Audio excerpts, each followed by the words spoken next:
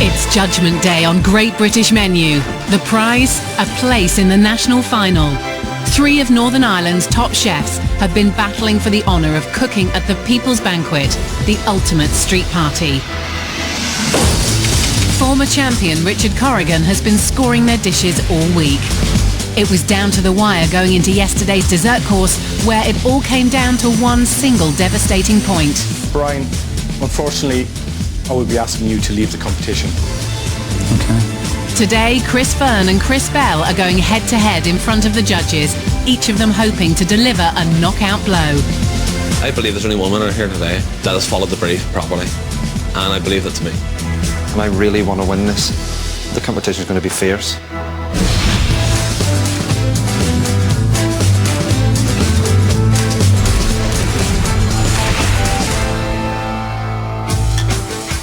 Regional finalists Chris Bell and Chris Fearn have cooked their hearts out to be here today, and a place in the prestigious Great British Menu final is now at stake. It's up to the 3 judges now, boy. It's crunch time. Risk-taker Chris Fearn was considered the underdog at the start of the week, but won over veteran Richard with his fun, humorous menu. I've come here to win 3 courses out of 4.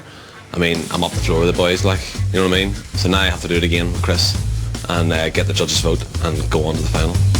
Hot on his heels is award-winning Chris Bell, a chef's chef who plays it safe but is just as hungry to win. I think I've pushed Chris Fearn pretty close all week. You know, if it wasn't for silly mistakes, I could have won the first stage, and I raised those mistakes today, and I could win this. It's been close all week, hasn't it? Never more than a point in it. Both chefs were challenged to come up with menus that celebrate food's power to bring people together. Dishes that are good to share, are a feast for the eyes, and will get the guests talking at the People's Banquet. Whether they've been successful is down to 3 very demanding judges: Prue Leith, Matthew Fort and Oliver Payton, and their expectations are sky high. You know, I'm expecting this to be one of the better competitions for Northern Ireland in terms of that sense of feasting, beautiful food, party. It's absolutely right. The Irish love to get together. Right. Drama should be an absolute central part of this. You know, when the curtain goes up at the theatre and you have a fantastic set, you hear an audible intake of breath. Well, I want to have that sort of fact when these dishes are put down in front of the people and they go,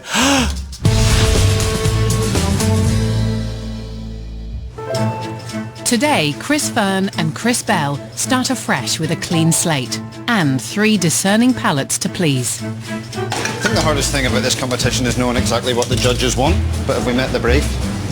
I think I have. It's going to be a fight to the finish. Chris Fearn's menu kicks off with a fun chicken-in-a-bag starter, a hands-on visual feast he hopes will get everyone talking. But it's Chris Bell who's starting proceedings today, with his chefy twist on a British summer picnic. A well-executed dish he thinks is far better suited to the People's Banquet. I think people deserve a bit more than fried chicken in a bag. You need to go and wash your hands before you get your fish, like.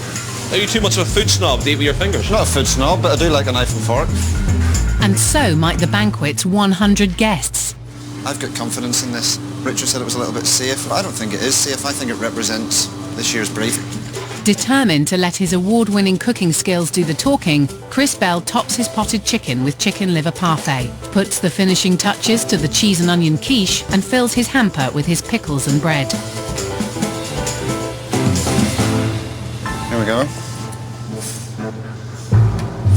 That, for me, is British street food party. So, will the judges think Chris Bell's starter has what it takes to open the People's Banquet? It's a picnic. Prue, I think you should do the honours. What's in there? Yeah, well, what have we got on the outside? We've got 2 forms of bread. We've got a quiche. Oh, look here. Jolly exciting. Little pots. Pickled eggs and pickled onions. What more could you want? It's beautifully made pastry. Oh, it's good. It's quite sweet. What's in here? Is this crab? No, it's chicken liver. I think that Very good bread. in many cases, some of the incidental parts are very, very nice. I think the bread's great. I think that the pickled shallots, beautifully, very, very light. But you're talking about a whole series of individual things. That this is not a dish which comes together. This is not... It's a picnic. Picnics are about picking and nicking. At a banquet, this would be an amazing starter to be put down in front of people because everyone go, ooh, what's in there? And there's great sense of drama and occasion to Make it. people laugh. This is a really good first course. You know why? Because you're forced to share. I have to give you a bit of my jam. He has to give me some of the eggs. I think it's exciting and it's fun and people will immediately be in party mood. That's high praise for Chris Bell's picnic. Will Chris Fern's risky chicken in a bag get him off to as good a start? My one's going to be hard to beat, I think. Rival Chris Bell thinks his safer, more practical dish has the advantage. I think Prue will like deep fried chicken as much as Big Richard though. I can see her loving this picnic. It's right up her street. Oliver Payton, I reckon he loves a picnic. How many chefs do you think are going to be doing this sort of concept, the picnic basket? I've no idea. I'd say it'd be quite a few. Chris Fern's looking to stand out from the crowd with a fun menu that relies heavily on props, a strategy that will make or break him today. How many chefs are going to be doing pick a mix of China chocolate rugby, wonky stands and crazy bags? Not too many. I took a big risk, all my courses. I hope the judges are going to like them. It's do or die time, really. With a place at the national final at stake, he gets his chicken pieces into their bags, with a side of coleslaw and his spicy coronation seasoning. He delivers his quirky stand to the pass, hoping the judges have a sense of humour. Get up you.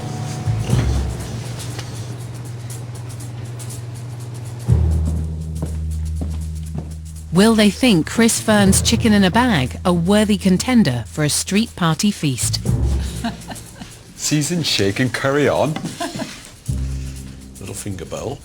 This is exciting. This is exciting. fun. This is fun. Inside is a chicken leg and a chicken thigh.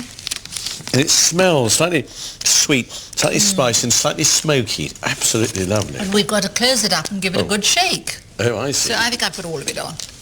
I'm going to put a little on. I'm not as brave as you, Prue. I'm going to do half, I think. Can you imagine 100 people sitting at an enormous long table in the street going, they're probably going like this. We'll certainly get a talking point. Look Anyway, at that. No, mean, I'm isn't that liking this. beautiful? I'm liking this. Yes. This is good. Fantastic. hope it's not too fierce. I have to Little tell bit you of spice. guys, you need all the seasoning. If I have a minor complaint, I think the coleslaw needs a bit more flavour, a bit more seasoning. Do you? Yeah. Do you think that the sense of amusement is going to outweigh the sense of No, I think it gastronomic absolutely surprise? delivers. Yeah. I think it's fun to look at, it's fun to prepare, to do, and it tastes delicious. This is an amazing way to kick off a banquet like this. You get this great stand, you get the information, what's that about, you look at the bag, you know, Talk it's to a each other. massive talking point. What better way to break the ice? It'll just get the party started. So both Chris's are off to a flying start, but have no idea they're neck and neck going into the fish course. Chris Bell's up first with his chefy hot smoked trout with champ cakes, samphire and horseradish sauce, a dish he failed to execute properly earlier in the week, prompting a cutting reminder from rival Chris Fern.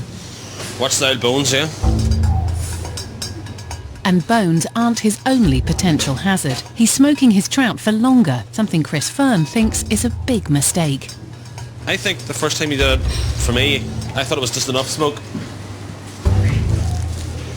Undeterred by his rival's words of warning, he gets his potato cakes in to fry, sautés his blanched samphire, and puts the finishing touches to his watercress and horseradish sauce. And with time now against him, he gets his hot smoked trout onto its awaiting cake stand. On the pass.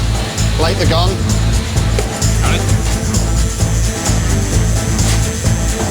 Ready?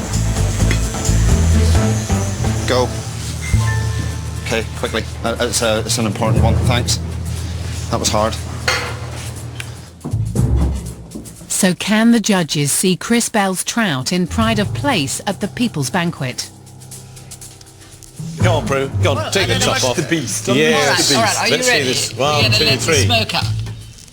Hey, it does look nice. It's trout, not salmon, isn't it? Anyway, will you divide it up, please, Mum? I will. You did the sauces, The sauce meant to come on top, isn't it? and I'll pass these round. At least it's having this. It's having the desired effect of having to. We all have to It's pass a sort of things round. soup. And there are the. I think those are potato farms, aren't they? They are absolutely delicious. I could eat a whole plate full of those. I think he should have just stopped at the potato cakes because all I can taste is the smell of smoke. I can't taste anything else. The potato cakes are a winner. But I think it's the perfect amount of smoke. At the beginning, when that came off, it seemed to be too much, but now I think it's lovely. And I think the watercress sauce is light, it's not too creamy, it's very beautifully made. This is a chef who's gone straight back to his comfort zone. It's a safe dish. It's restaurant cooking put in a cake stand. I still like the idea of the interaction of somebody picking up the dome and all the way down the table, lots of smoke going on and people chatting about it and so on. And this is really good cooking. You know, we keep saying we want good cooking and drama. Well, it's a thumbs up from Prue at least. Will rival Chris Fern's fish course fare any better? You worried about this one? Yeah, it's my weakest dish, you know, so... He's serving up a playful platter of cured, jellied and potted salmon, which bombed with veteran Richard, who disliked his tin can presentation, an element of his dish he's changing today. Took a bit of slating on this one. He tore it to shreds on me. You did? No, I've lost the tin, you know. What are you putting it in a tube? Any changes at this late stage are a risk, and a crisis of confidence could be fatal. Have you lost faith in it, or...? I've lost a bit of faith in it, mate, but hopefully I can rectify it, do it justice now, today. Rival Chris Bell isn't helping. It's hard to enjoy a dish when it's been... It is. Anyway, listen, I have to knuckle down here, okay? You know, in an ideal world, I'd like to change the whole dish. Richard knocked me well off course with it. I still don't think the judges will like it. I don't know, I'll have to see. He knows he can't afford to let his nerves get the better of him. So, having silenced Chris Bell, he gets his jellied, potted and smoked salmon onto his chalked up slate and with as steady a hand as he can muster, delivers it to the pass. Off you go. As fast as you can, please. Will Chris Fern's high-risk celebration of preserved salmon sink or swim with the judges?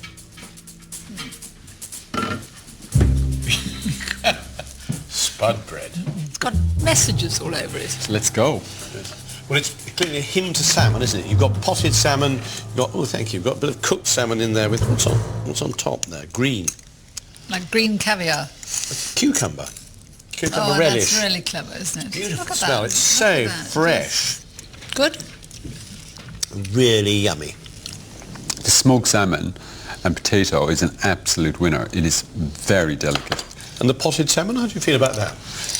I think the potted salmon is the worst of the three. It's not that it's bad. No, the problem is the other two are so good. I agree. I mean, it's Witty, witty, yeah. it's good fun, it's not pompous, it's not poncy. It'd be a wonderful dish at the banquet. I love these little scribbled messages on the board. And I think it's just very, very good fun. This dish ticks a huge amount of boxes in terms of what we're looking for. So, Chris Fern's controversial fish course has weathered the storm, and with 2 courses to go, there's everything to play for. But the chefs are oblivious to the judges' comments. The nerves are really starting to kick in, and I'm getting more and more anxious. I really say big deep breaths and just keep pushing, you know. I mean, I'm at this stage now, I can't look back. I have to win this. I have to win this. And it's pretty neck and neck here. I don't think anybody's really outshining the other as yet. This is all about who makes the mistakes. You know, the man who makes the mistake will not win today. Time for the main event, the main course, and both chefs are cooking suckling pig. This is the big one. You know, a lot can go wrong in this one. But with the pig dishes, Chris Fern's risky suckling pig platter is up first, a controversial dish that pipped Chris Bell's more traditional roast to the post by 1 point on Wednesday's show, despite serving it with no veg and no sauce. do you think you scored high for your pork? I mean, you ripped the veg element, ripped the amount of meat, and still a 7. Yeah, but it looked good. A lot of this has got to do with the presentation, wow factor. If it's just a joint of meat you'd get in a restaurant with a plate beside it with some veg in a bowl. Like mine. Well, I mean... They might both be serving suckling pig,